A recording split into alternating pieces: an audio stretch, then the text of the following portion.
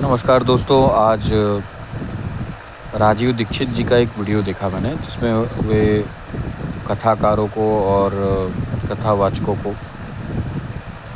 बापू नहीं डाकू बोल रहे हैं और बता रहे हैं कि आपको कथा सुनाएंगे, 10 लाख लेंगे, 20 लाख लेंगे, 1 करोड़ लेंगे, 10 करोड़ लेंगे, 5 करोड़ लेंगे। तो राजीव दीक्षित जी अब तो नहीं है, बट कुछ लोग जो है वो ये वीडियो डालकर ये बताना चाहते हैं कि राजीव दीक्षित जी ब्राह्मण होते हुए भी उन्होंने कथावाचकों का इस तरीके से बोला। बट मैं आपको बताना चाहता हूँ कि आप अनुष्ठान करते हैं कोई भी, शादी, विवाह, मुंडन, तो उसमें कोई ब्राह्मण, कोई पंडित, कोई कथावाचक आपको ये नहीं कहता है कि आप 1 करोड़ का करवाइए, 10 करोड़ का करवाइए, 5 करोड़ का करवाइए। जजमान अपने वैभव, अपने नाम और अपनी श्रद्धा के नाते, ठीक है, मेरे मन में एक संकल्प आया कि नहीं, मैं हर पूर्णिमा के दिन जो है सुंदरकांड का पाठ करूंगा, लोगों को भोजन कराऊंगा। तो अब वो करवाने के लिए मुझे ब्राह्मण को बुलाना है, मुझे कथावाचक को बुलाना है, सुंदरकांड कहने वालों को बुलाना है। अब मैं वो काम जो है वो 2 स्पीकर साउंड के साथ भी कर सकता हूँ, बिना स्पीकर साउंड के भी कर सकता हूँ, और मल्टीमीडिया सिस्टम लगा के, करोड़ों रुपए के साउंड सिस्टम लगा के भी कर सकता हूँ। अब ये तो मेरे ऊपर हो गया ना। तो इसमें ब्राह्मणों का और हमारे हिंदू धर्म का ये इसको अपशब्द बोलने की क्या आवश्यकता है। आप अपने घर में शादी विवाह करिए, 5 लाख में भी आप शादी कर सकते हैं और 50 लाख में भी शादी कर सकते हैं। ये तो आपकी चॉइस है, ये तो आपकी वो है। अब आप किसी कथावाचक को बुलाएंगे और अगर मान लीजिए उसकी टीम 30-40 लोगों की है और वो 7 दिन आपके यहाँ कथा कहेगा, अगर 30 लोग 7 दिन आते हैं और प्रति व्यक्ति आप 1000 रुपये भी उसकी मजूरी पकड़िए, तो 30,000 रुपये तो पर डे खाली मजूरी हो गई उसकी, और 7 दिन का मिला के हो गई 30 इंटू 7, 2,10,000 रुपये तो आप खाली दिहाड़ी मजूरी दोगे, दिहाड़ी। तो हम सब लोग हिंदू हैं और हमारे पूर्वज जो हैं वो बेवकूफ़ नहीं थे जिन्होंने ये सब परंपराएं बनाई कि ब्राह्मणों को ये करो, फलानों को ये करो, इनसे कथा सुनो। कथा श्रीमद् भागवत होती है, राम कथा होती है, कृष्ण कथा होती है। उन सब के पीछे बहुत बड़ा बड़ा लॉजिक है। हम लोग पढ़ लिख के और ये नए युग के हैं, हम लोग ये चीज़ कभी नहीं समझ पाएंगे।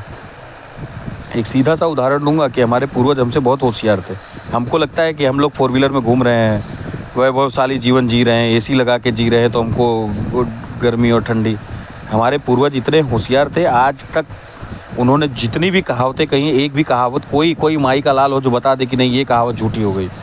आप कोई भी कहावत उठा लीजिए, कोई भी मुहावरा उठा लीजिए, पूर्वजों द्वारा जो भी कहावतें कही गई हैं, A to Z कहावतें उनके अनुभव हैं और वे सत्य हैं। इसीलिए हमारे पूर्वज, हमारे माता पिता, हमारे जो भी बड़े बुजुर्ग जो भी रीति रिवाज, जो भी परंपराएं फॉलो करते थे, मैं तो बोलूँगा कि आप ढूंढिए कि क्या छूट रहा है। आपको बता दूं, आज के 10 साल 20 साल पहले पूरे राज्य में 1 कैंसर की हॉस्पिटल होती थी।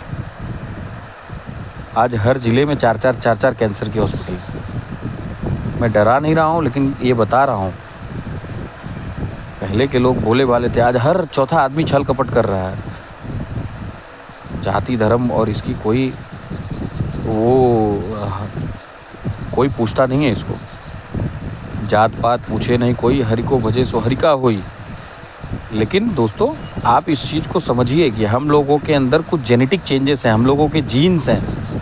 जैसे अनाज में भी आप देखिए, सब्जी में भी देखिए, हाइब्रिड होती है। टमाटर आप लीजिए, 50 तरह के टमाटर हैं, वैसे ही हम लोग भी हैं। हम सबकी एक एक क्वालिटी है। आप कैप्सिकम मिर्ची को और जो लविंग मिर्ची को एक नहीं बोल सकते हो। कैप्सिकम का रोल अलग है और ये लविंग मिर्ची का रोल अलग है। वो अपने जगह काम आएगी, ये अपनी जगह काम आएगी। इसी प्रकार हमारी जाति, हमारा धर्म, हमारा वर्ण भी हमको काम आता है एक ही मिर्ची ही है वो। लेकिन वो कैप्सिकम मिर्ची में 50 तरह की मिर्ची है, टमाटर में 50 तरह के टमाटर है, आलू में, कोई भी चीज़ में आप चले जाइए, किसी भी चीज़ में आप चले जाइए। यहाँ तक कि मैं आपको पशु पक्षी में भी बता देता हूँ। ठंडे क्षेत्र में गुजरात की गाय भैंस को देखिए, यूपी की गाय भैंस को देखिए, दक्षिण की गाय भैंस को देखिए, उत्तर की गाय भैंस को देखिए, तो वो गाय अलग नहीं है। लेकिन क्योंकि उसका माहौल, उसका पालन, उसका लालन, उसको खिलाया गया है, उसको उस तरह से रखा गया है। तो इसीलिए ये जाति वर्ण यही सब है, जो जैसा जो जिस सिस्टम में रह गया वही है। तो कथा आपको नहीं करानी है, आप मत करिए, लेकिन राजीव दीक्षित जी का नाम लेके इस तरीके के उनके पुराने वीडियोस को आप अंटशंट तरीके से मत लीजिए। सकारात्मक चीज़ को आप लीजिए, नकारात्मक चीज़ को छोड़िए, मत कराइए। कौन बोलता है 10 करोड़ की कथा कराओ? हमारे पास ऐसे ऐसे कथावाचक है, आप उनको आने जाने की सुविधा भी मत दीजिए, आप खाली सारी व्यवस्था कर दीजिए और निःशुल्क करेंगे। मैं खुद आप बोलिए कहाँ करना है, मैं सुंदरकांड का पाठ निःशुल्क मेरी तरफ से जिसको भी जहाँ भी करवाना हो, पूरे सूरत में, समग्र सूरत में सुंदरकांड का पाठ किसी को भी करवाना हो, मुझे एक आप खाली मुझे 1 हफ्ते पहले बता दीजिए, मैं आऊँगा, एक पाठ वाच के चला जाऊँगा निःशुल्क एकदम। और अगर आपको कार्यक्रम एकदम बम्पर करवाना है कि नहीं हमारे कलाकार फलाने ढमाकड़े, तो भी न्यूनतम में से न्यूनतम में हो जाएगा, 5,000 में भी हो जाएगा, 2100 में भी हो जाएगा, और 50,000 में भी होगा, 5 लाख में भी होगा।